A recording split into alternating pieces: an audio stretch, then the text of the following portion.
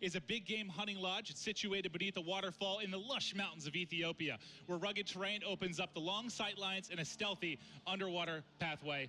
So we've seen some interesting stuff using the underwater pathway in this, and you're going to definitely see it in this match. I mean, players going cross-map, under the water, just jumping out onto the bomb site, able to surprise players planning or defusing the bomb. It's awesome to watch. You have to check so many areas. It's not going to be really predictable search and destroy. And I think, you know, the bans and protects is going to be huge in this. You know, what changes from game one? That's beautiful water from there. The game mode? It's beautiful water. I mean, it looks great. You can probably swim. Great vacation town. Yeah, it's a hunting lodge. You wouldn't want a vacation there. But I'm going to get into the bans and protects voting here. See what Merc and Sensor do right off the rip. All right, time to get going. Now we are going to see, again, the M8 going to be banned. It's going to be Sensor taking it off the map here. And again, these players, I know we're just starting to go live here with our gameplay, but they've been feeling each other out here for a little bit of time. And then you're going to see Merc. He's going to protect Vision Pulse. So Vision Pulse. Tell me why. Because we saw a wild play with it earlier. It pings the surrounding area and tags the location of all enemies within the range for a period of time. So we saw Tommy do some amazing things with that Gotaga. He's going to protect the Man of War for Buzzo. That's Buzzo's go-to gun. You're going to see Teep. He's going to ban the UAV. Doesn't want somebody on the opposing team to really just pick up some easy kills, get that streak right off the rip. So see what FlexZ and Kiwi decide to do with their bans or protects. Yeah, it's a common one we've seen. TP missed their objective, making sure the UAV not going to be involved. But next up, Flex going to be taking out 6 cents. We've still got 3 bans and protects left. And you saw the work getting done with the Annihilator and Hardpoint. Yep. Think about how much more effective it would be in S&D. Right before Tommy could get to protect it, Kiwi removes it from the game. So that's actually really big. Tommy, he's going to protect Glitch, which we saw some amazing stuff out of Sensor earlier today. I mean, he made one of the craziest plays I've ever seen. Buzzo, he's going to remove C4 from the game. Now we're going to have that specialist draft. Maven, which specialist do you expect to see in this one? Honestly, we talked about Glitch, how amazing that has been. The plays that we've seen players able to come up with. I typically would say an S&D Annihilator, but we also obviously we saw that ban, so not going to really see that come to as much effect. Now, Rejack, I know we've talked about it a bit. Tell me why it's so popular, why I feel like that's going to be one we're going to be seeing in a lot of the game types. Oh, it's just a great ability to have. I mean, you're able to recover from death. You know, that smoke area pops up, you're able to get out, and then you give yourself another chance at it. TP's going to go with the Psychosis. That could be used on offense or defense, right? You could throw it out on defense, get some shots, see the mini-map, and then you're able to pinpoint where that player is. Gotaga going with the Vision Pulse. I was just going to say, I would have been surprised if Tommy didn't go with Vision Pulse there, and that's a smart play by Tommy. We'll pick that one. Yeah, the Vision Pulse, I mean, we saw, was it Tommy, I think yesterday, or earlier today, actually, made an amazing play with it, you know, getting that vision, able to go huge. And then while we're loading into the game here, while they're editing their classes, kind of walk me through what Sensor did the other day with Glitch. It was one of the coolest things. I was screaming.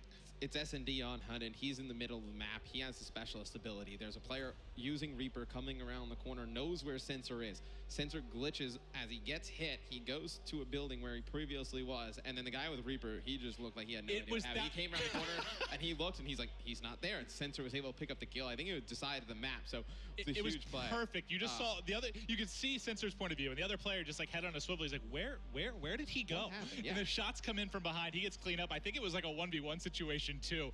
Players were going nuts. It was such a crazy play. But you see how different the specialist draft and the bans and protects works from game mode to game mode. Oh, right? Yeah, I mean, in S&D, it's going to be completely different than what you would use in a respawn game mode. So it's just awesome to see that type of diversity in Call of Duty. And it's going to take a really good team leader, right? Somebody who does the study work on an opponent, knows what they like to use. And then it's going to create, you know, players to be more versatile, right? I mean, if everyone knows you're going to be good with a gun, they're going to try and ban it right away. And then it comes to the point, well, you know, do you want to waste one of your bans or protects on it?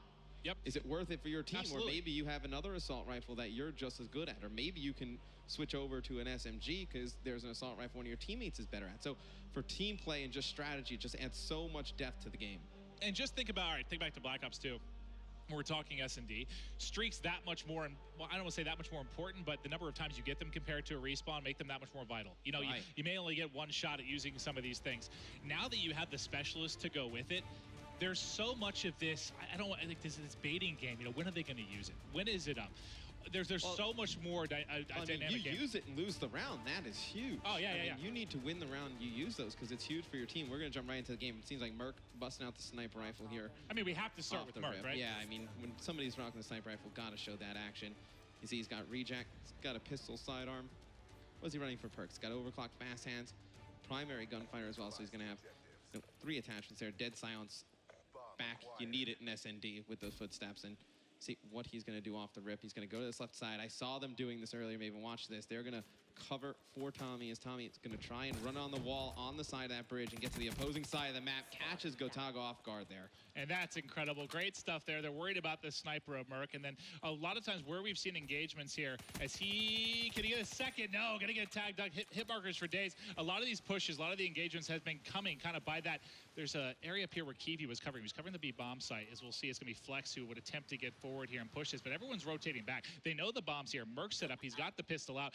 You know, he's not in the best position because he had that sniper for this particular spot, but there it is. My. Merc Sorry, picks up Kiwi with the sniper. We'll see you next round, pal. Yep, see you later, Kiwi. It's going to be a 3v2. And he's going to get a hit marker with the sniper rifle. Now going to elect to push with that pistol. He's going to get taken out from behind. So it's going to be Buzzo, last one alive here for Team Kiwi.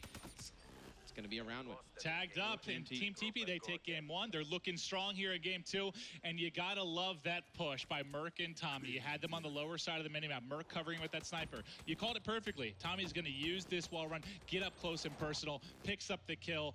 Anything else that really stood out for you in that round other than Merc ripping off the pace of poor Kiwi? No, welcome to Germany, Merc. That was an amazing shot right there by Merc. See Team TP going to get that first round. I'm going to jump over to the offensive side. Watching Gotaga here. I'm actually going to go to Kiwi because he's going to be your bomb carrier. As it looks like they're going to try and get aggressive on this B site.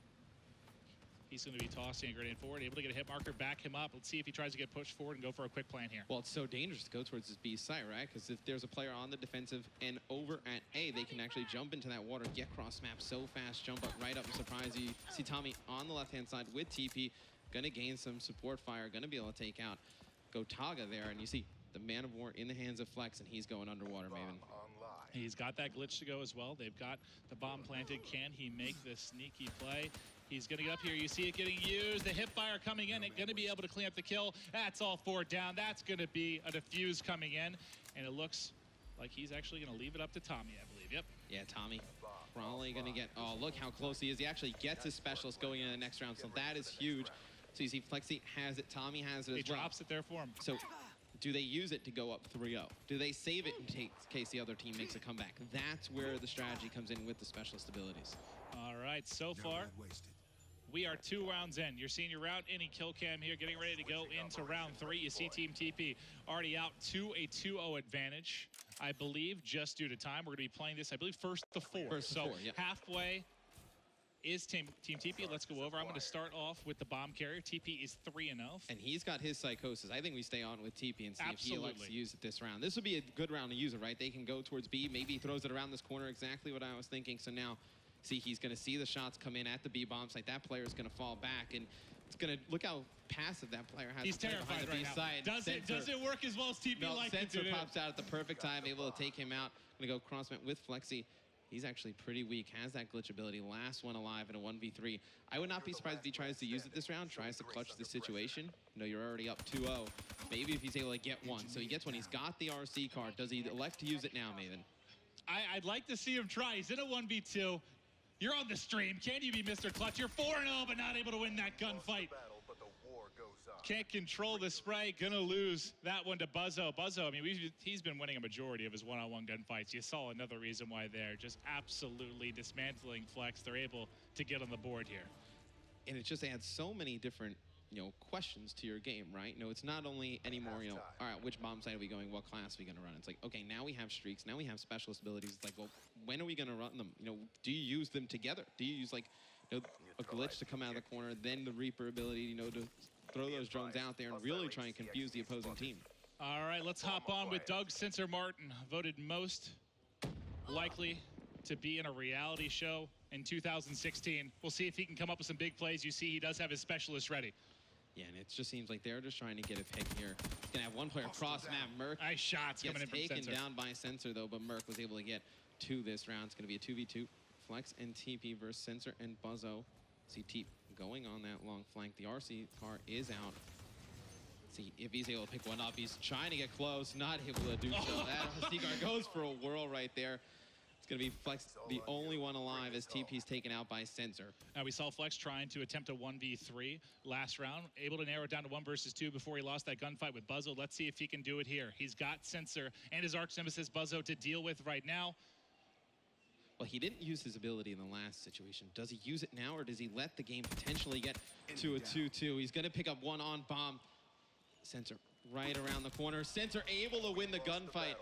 Going big right there for Team Kiwi. It's going to be all tied up at 2 apiece. Yeah, and this is tied up 2-2 because Team Kiwi winning those one-on-one gunfights when it comes down to, you saw Buzzo win one, you saw Sensor winning it here.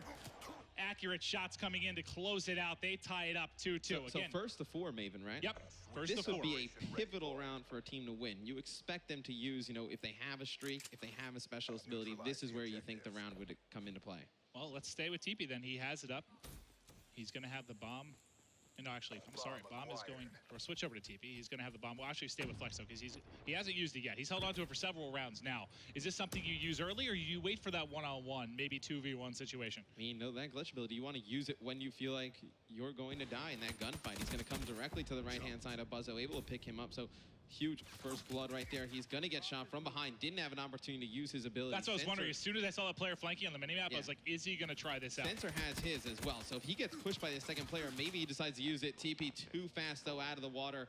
That was such a great bait by Team TP. You see Merc. He's going to get taken out, uses that reject ability, come back to life. That is a huge play right there. Yeah, if he wins this 1v2 after the reject, that would be so sick. He's got the snipe. He's trying to push up. He has a player right to his left. Can he get the kill with the pistol? The hip fire not going to get it done. They'll be able to get the defuse. That's going to be Kiwi on it. And that was, what, a 2-0 lead for Team TP? Now back-to-back rounds here for Team Kiwi. They're 1 away from closing it out. FlexZ doesn't use his glitch ability. Merc burns his right there, burns his rejack.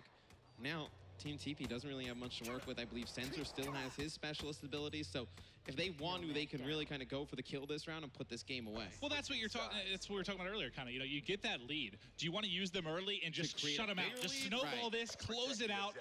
They decide not to. They decide to save them for these clutch moments. Different teams will have different mindsets on when to use these things. There won't be a right way. There won't be a wrong way. It's just kind of player preference. And you see Buzzo has that Reaper ability, going to bust a sniper rifle out. And this is going to be great because he's going to be able to just throw those drones out there and then just be able to poke out with the sniper rifle, pick one player off. We'll see if he's going to be able to get eyes on anyone. I believe across the way is going to be Merc. He hasn't got a line of sight on him yet. It's actually Merc that's going to be using the wall climb. He's going to try and get up, comes in the window, not able to win the gunfight. He's going to lose that one. You got to love the bit of parkour there coming out of Merc trying to get forward. That's going to be Sensor able to win the gunfight. They have a 4 versus 2 advantage right now. If they can win this round, they'll be able to take game number 2. Watching Sensor, he's getting forward. I'm going to switch over to Kiwi, the bomb carrier. He needs Sensor to get them. But he's got an RC needs a little bit of help as well. So Kiwi's got streaks, has his specialist. His team is in a much better spot to win this game. And look how sneaky TP is right now, Maven. Don't want to spoil it to 4v1. Oh, he was going for the ninja defuse right there.